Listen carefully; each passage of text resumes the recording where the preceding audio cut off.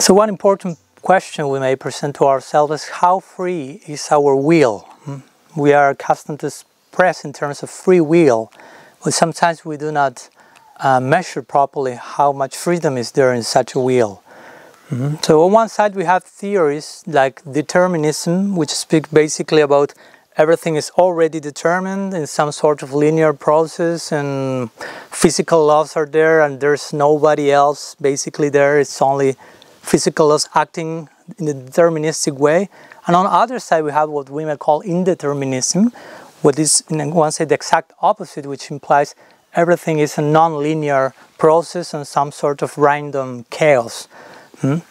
Of course, the position of Gaudiya Vedanta, of mysticism in yoga, is like a middle point, when we are not neither automatons that have no specific will, but not the other extreme, where everything is totally anarchic or chaotic. So in Bhagavad Gita, for example, Krishna says, Prakrite kriyamana nigunai karma saha hankara bimodad makartaham iti manjate. He speaks there how, apparently speaking, he's expressing him in a deterministic way, speaking how the soul is actually totally controlled by the gunas and false ego and here and there.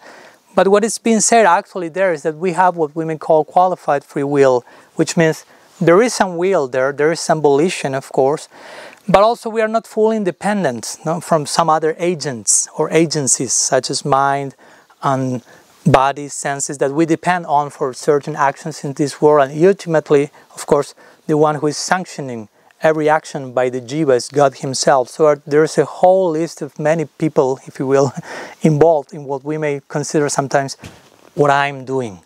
So in that sense, we do not have absolute free will. The only one person who really has free will in every sense of the term is God. In Sanskrit, one of his names is Satya Sankalpa, which means whatever he wants, whatever he wishes, makes itself real immediately. We don't have that capacity. If we would like to fly in the sky, we have to wait to be born as birds. If we would like to swim in the depth of the ocean forever, we have to pray and wait for next incarnation, be born as a shark or whatever. So our will is restricted, which doesn't mean that we don't have free will at all, which doesn't mean that also that we have totally free will.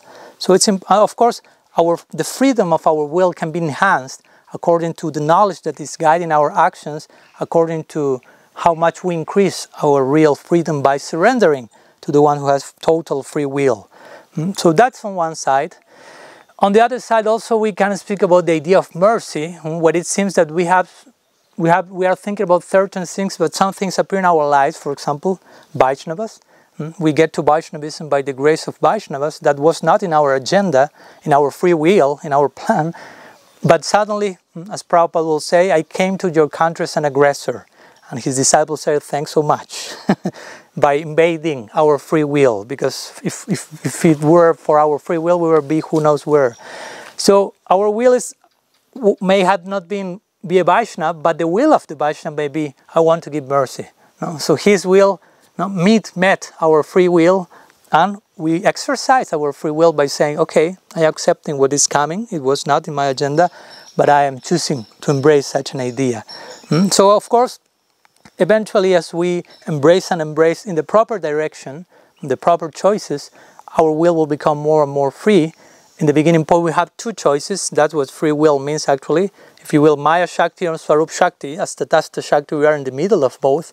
So free will means to make a choice. Whenever you choose properly enough, and you choose Swarup Shakti, Bhakti Shakti enough, and you are in the spiritual world, in one sense there is no more free will, in the sense that you don't have any longer a second choice. You already made the choice forever properly, but inside that proper choice there is a whole expression of a real free will with proper volition that every inhabitant of eternity will express in the context of service to Krishna.